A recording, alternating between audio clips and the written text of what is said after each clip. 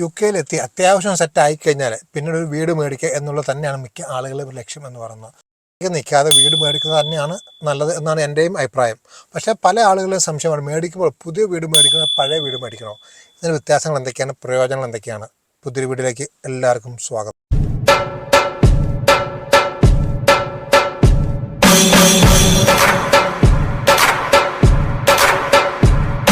അപ്പോൾ ആദ്യം നമുക്ക് പുതിയ വീടിൻ്റെ ഗുണങ്ങൾ എന്തൊക്കെയാണെന്ന് നോക്കാം. എൻ്റെ അഭിപ്രായത്തിൽ പുതിയ വീട് എന്ന് പറയുമ്പോൾ ബ്രാൻഡ് ന്യൂ, അത് തന്നെയാണ് ഏറ്റവും മികച്ച ഒരു ഗുണം എന്ന് പറയുന്നത്. പുതിയ ഫ്രഷ് ആയിട്ടുള്ള സാധനം, അതായത് ഇതുവരെ ആരും ഉപയോഗിക്കാത്ത ഫ്രഷ് ആയിട്ടുള്ള സാധനമാണ് നമുക്കിലേക്ക് കിട്ടുന്നത് എന്ന് പറയുമ്പോൾ അതിൻ്റെ വാറൻറ്റി, ഗ്യാരൻറ്റി തുടങ്ങിയതെല്ലാം നമുക്കതിൽ ലഭ്യമാണ്. അതിൻ്റെ പീസ് ഓഫ് മൈൻഡ്, അതായത് കുറച്ച് നാളത്തേക്കൊന്നും പേടിക്കേണ്ട ആവശ്യമില്ല. എല്ലാം പുതിയ സാധനങ്ങളാണ്, എല്ലാം കവേർഡാണ്. എന്ത് സംഭവിച്ചാലും അവരെ വിളിക്കും, അവരെ ശരിയാക്കി തരും. അപ്പോൾ അങ്ങനെയുള്ള കാര്യങ്ങൾ ഏറ്റവും മികച്ചത് പുതിയ വീട് തന്നെയാണ്. പിന്നെ അതിനേക്കാളുപരി എനർജി എഫിഷ്യൻ്റ്. ഇപ്പോഴത്തെ വീടുകളെല്ലാം നല്ല എനർജി എഫിഷ്യൻ്റാണ്. പ്രത്യേകിച്ച് ഇപ്പോഴത്തെ ഈ എനർജി പ്രൈസുകളെല്ലാം വളരെ കൂടിയ സാഹചര്യത്തിൽ ഹീറ്റിംഗ് എല്ലാം നല്ലപോലെ നിൽക്കും. അപ്പോൾ അതുകൊണ്ട് തന്നെ എനർജി നല്ലപോലെ കുറച്ചാണ് യൂസ് ചെയ്യുന്നത്. കൺസപ്ഷൻ കുറവാണ്. ബില്ലുകൾ ഒത്തിരി പ്രകടമായ വ്യത്യാസം എനർജി ബില്ലുകളിൽ, അത് വലിയൊരു വ്യത്യാസം തന്നെയാണ്. ഞാൻ പുതിയ വീടാണ് ഉപയോഗിക്കുന്നത്, അപ്പോൾ എനിക്ക് വ്യത്യാസം നല്ലതുപോലെ അറിയാം. നല്ലപോലെ എനർജി എഫിഷ്യൻ്റ് ആണ്. പിന്നെ നമുക്ക് വേറൊരു പ്രയോജനം എനിക്ക് തോന്നിയത് കസ്റ്റമൈസ് ചെയ്യാൻ സാധിക്കും ഒരു പരിധി വരെ. മിക്കപ്പോഴും പുതിയ വീടുകൾ പണിയുമ്പോൾ അഡ്വാൻസ് കൊടുക്കുമ്പോൾ അതിനുശേഷം പണി തുടങ്ങുന്നത് പണിതുകൊണ്ടിരിക്കുകയായിരിക്കും.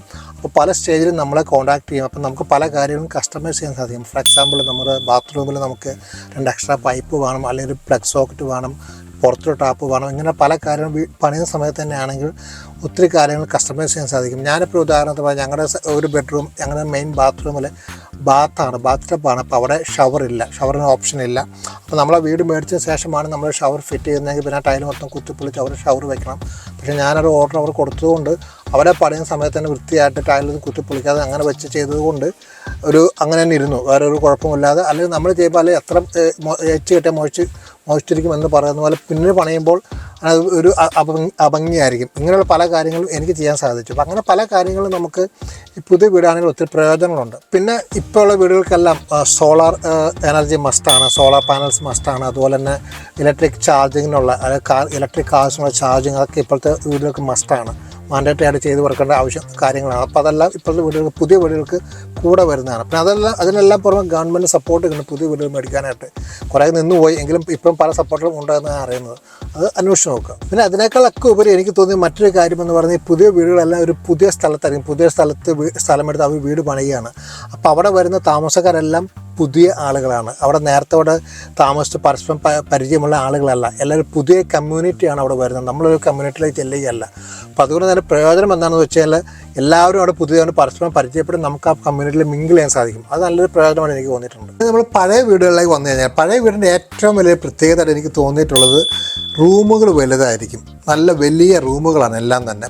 ബെഡ്റൂംസ് ആണെങ്കിലും താഴത്തെ ലിവിങ് റൂം, കിച്ചൺ, അങ്ങനെ എല്ലാം തന്നെ എല്ലാം ആണെങ്കിലും സാധാരണ രീതിയിൽ എല്ലാ വീടിൻ്റെ കാര്യമല്ല ഞാൻ പറയുന്നത്, പൊതുവെ പഴയ വീടുകളെല്ലാം തന്നെ വലിയ റൂംസാണ്. പിന്നെ ഗാർഡൻ, ഒരുമാതിരി വീടുകൾക്കെല്ലാം മാസീവ് ഗാർഡൻ ആയിരിക്കും. നമ്മൾ പുതിയ വീടുകളെ അപേക്ഷിച്ച് നോക്കുമ്പോൾ പഴയ വീടുകൾക്കാണ് എപ്പോഴും വലിയ ഗാർഡൻ സാധാരണ വരാറ്. മിക്ക വീടുകൾക്കും പുറകിലും മുന്നിലും ഗാർഡൻ ഉണ്ടാകാറുണ്ട്.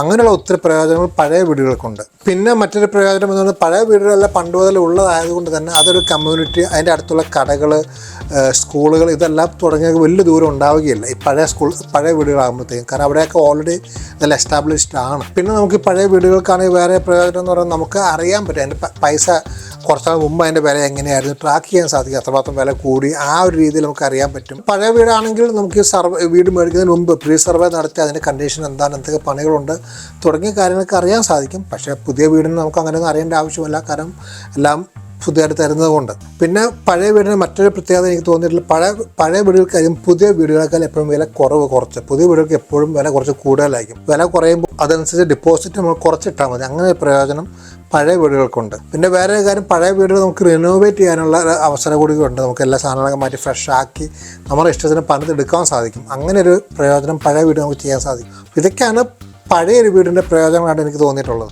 ഇനിയിപ്പോൾ ഞാൻ മിസ്സായിട്ടുള്ള ഏതെങ്കിലും സൗകര്യങ്ങൾ, പുതിയ വീടിനായിക്കോട്ടെ പഴയ വീടിനായിക്കോട്ടെ, എന്തെങ്കിലും പ്രയോജനം ഞാൻ എന്തെങ്കിലും മിസ്സായിട്ട് നിങ്ങൾക്ക് ഇതിന് തോന്നുന്നെങ്കിൽ ഒന്ന് കമൻറ്റായിട്ട് പറയണേ.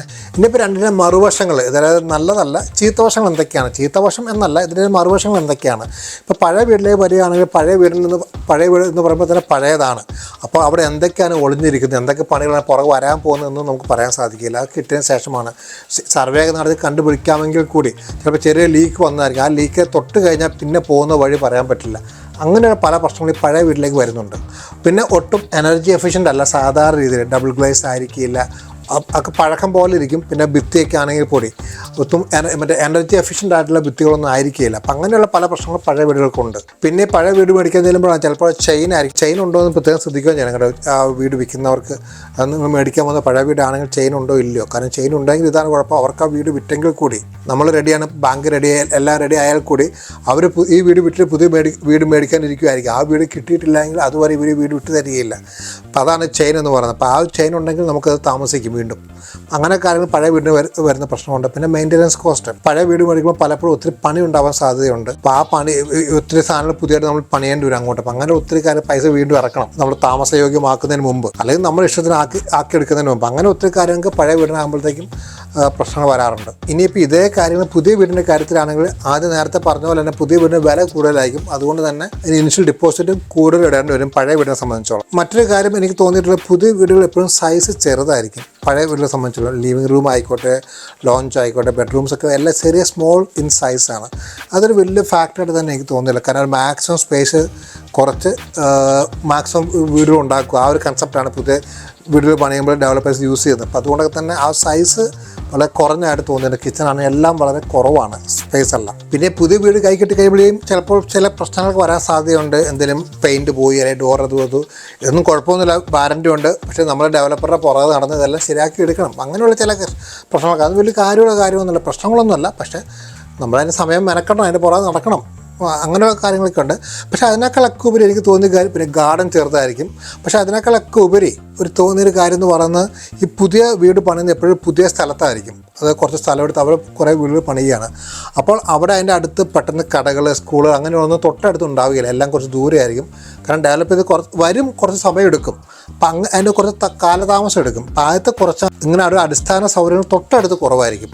അപ്പം അങ്ങനെയുള്ള കാര്യങ്ങളൊക്കെയാണ് എനിക്ക് തോന്നിയിട്ടുള്ള ഒരു ദൂഷ്യവശങ്ങളായിട്ട് ഈ പുതിയ പഴയ വീടുകളിലെ കാര്യം തോന്നിയിട്ടുള്ളത്. ഇനിയിപ്പോൾ ഇത് കൂടാതെ നിങ്ങൾക്ക് എന്തെങ്കിലും തോന്നുന്നുണ്ടെങ്കിൽ ഒന്ന് കമൻറ്റിൽ പറയണേ. എന്തായാലും എൻ്റെ ഒരു അഭിപ്രായത്തിൽ എന്തും പുതിയതായി മേടിക്കുന്ന ഒരു അനുഭവം, ആ ഒരു ഫീല്, പുതിയ മേടിച്ച് ഉപയോഗിക്കുന്ന ഒരു സന്തോഷം എന്ന് പറയുന്നത് തന്നെ എപ്പോഴും എൻ്റെ ഒരു അഭിപ്രായത്തിൽ നല്ലതെന്ന് പറയുന്നത്. പക്ഷേ തീരുമാനം നിങ്ങളുടെയാണ്. നിങ്ങൾ തീരുമാനിക്കാൻ നിങ്ങൾക്ക് പുതിയത് വേണോ പഴയത് വേണോ എന്ന്. എങ്ങനെയാണെങ്കിലും നിങ്ങൾക്ക് ഇഷ്ടമുള്ള വീട് മേടിക്കുന്നത് വരെ വെയിറ്റ് ചെയ്യാതെ ഒരു ബെഡ്റൂമുള്ള ചെറിയ വീടാണെങ്കിൽ കൂടി ഒരു വീട് എപ്പോഴും മേടിച്ചിടുന്നത് തന്നെയാണ് എപ്പോഴും നമുക്ക് നല്ലത് എന്ന് പറയുന്നത്. ഈ വീട് മേടിക്കുന്നതിന് കൂടുതൽ പ്രയോജനങ്ങൾ എന്തൊക്കെയാണെന്ന് അടുത്ത വീഡിയോയിലും പറഞ്ഞുതരാം. അപ്പോൾ മറ്റൊരു വീഡിയോ നമുക്ക് വീണ്ടും കാണാം. Good bye.